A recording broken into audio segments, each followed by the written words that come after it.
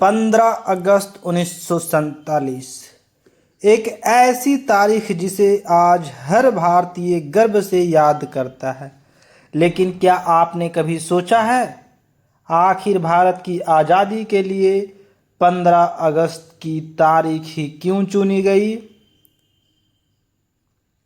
British सरकार ने पहले भारत को जून 1948 तक सत्ता सौंपने की बात कही थी, लेकिन फिर अचानक फैसला बदल गया और भारत को सिर्फ कुछ महीनों के भीतर आज़ादी देने का एक ऐलान कर दिया गया। इसके पीछे क्या वजह थी? क्या यह सिर्फ राजनीतिक फैसला था या इसके पीछे लॉर्ड माउंटबेटन की व्यक्तिगत पसंद भी शामिल थी? और सबसे बड़ा सवाल है, क्या इतनी जल्दी सत्ता हस्तांतरण ने भारत और पाकिस्तान के बंटवारे को और ज़्यादा अराजकता बना दिया? आज की इस वीडियो में हम इन्हीं सवालों के जवाब पर इतिहास के उपलब्ध स्रोतों से आधार पर समझेंगे।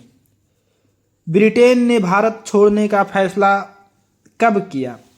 द्वितीय विश्व युद्ध के बाद ब्रिटेन आर्थिक और राजनीतिक रूप से कमजोर हो चुका था। भारत में स्वतंत्रता आंदोलन कई दशकों से ब्रिटिश शासन को चुनौती दे रहा था। आखिरकार भारत ब्रिटिश प्रधानमंत्री क्लेमेंट इटली की सरकार ने भारत से सत्ता हस्तांतरण की प्रक्रिया आगे बढ़ाने का फैसला किया। फरवरी 1947 में इटली ने घोषणा की कि ब्रिटिश सत्ता भारत में जून 1948 से पहले भारतीय हाथों में सौंप दी जाएगी। यानी ब्रिटिश सरकार के पास एक समय सीमा थी, लेकिन इसके बाद कहानी बहुत तेजी से बदलती गई। माउंटबेटन की एंट्री।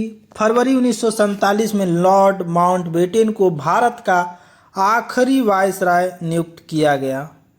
उनके सामने सबसे बड़ा काम था ब्रिटिश सत्ता का हस्तांतरण।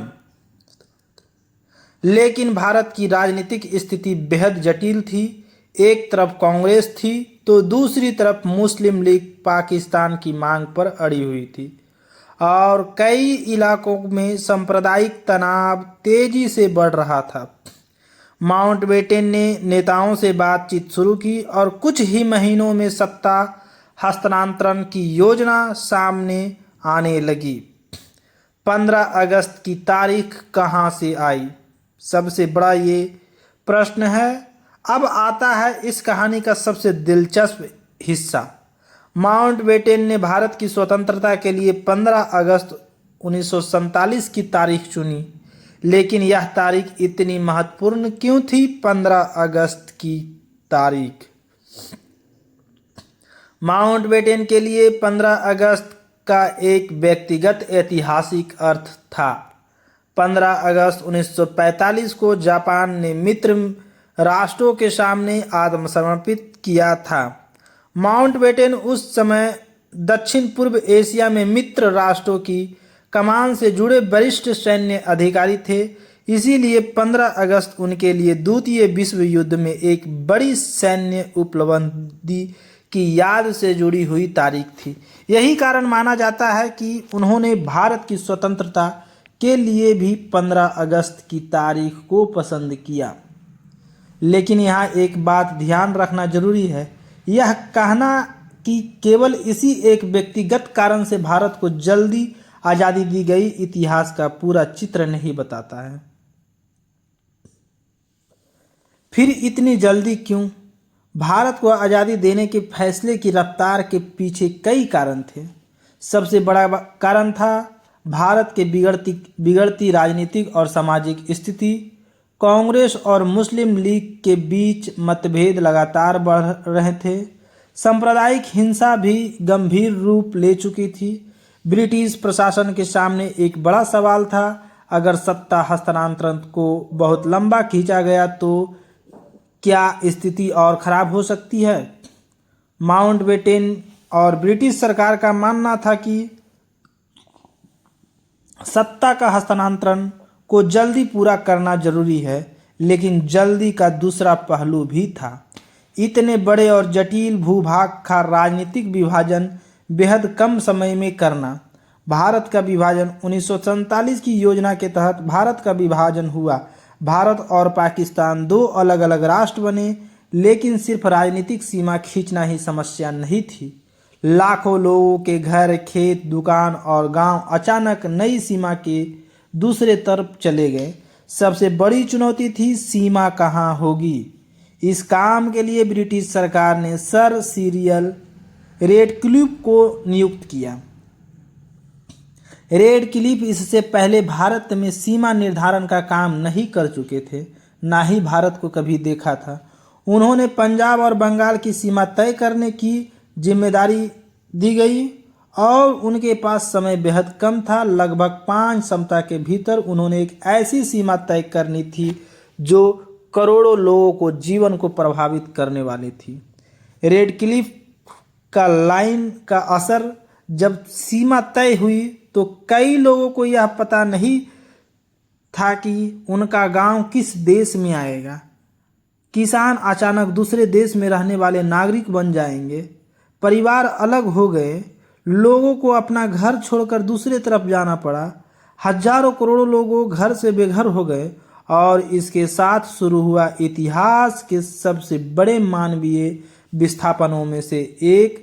नेशनल आर्मी म्यूजियम के अनुसार विभाजन के ये दौरान लगभग 1 करोड़ लोग शरणार्थी बने और यह आधुनिक इतिहास के सबसे बड़े जन स्थानांतरणों में से एक था। इस दौरान भयानक सांप्रदायिक हिंसा हुई।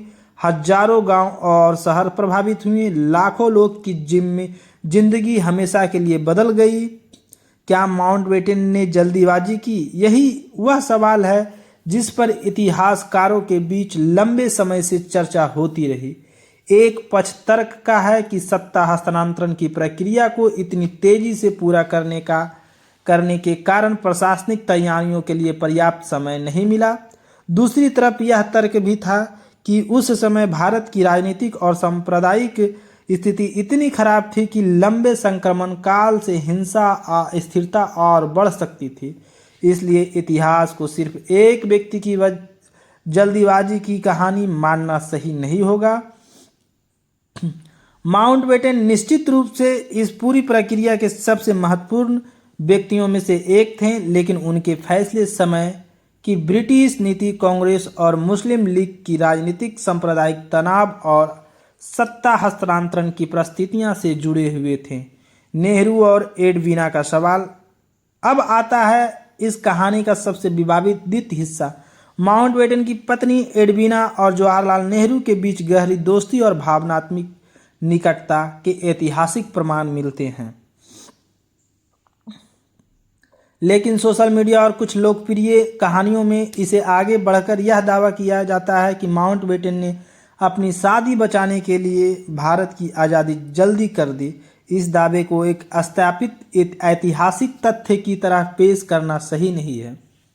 बात करें आज़ादी की रात को, तो जैसे आप जानते हैं आज़ादी की रात 14 अगस्त की रात से 15 अगस्त 1947 का ऐतिहासिक क्षण। दिल्ली में सत्ता हस्तांतरण की पूरी तैयारी हो चुकी थी। जवाहरलाल नेहरू ने संविधान सभा में अपना प्रसिद्धि भाषण दिया। आधी रात के बाद भारत एक स्वतंत्र राष्ट्र बन चुका था, लेकिन उसी समय देश का एक बड़ा हिस्सा विभाजन की हिंसा और विभाजन की त्रैसादरी झेल रहा था। एक तरफ आज़ादी का उत्सव था तो दूसरी तरफ लाखों लोगों के लिए वह अपने घर परिवार को बिछड़ने का दर्द था। यही 1947 की सबसे बड़ी विडंबना थी।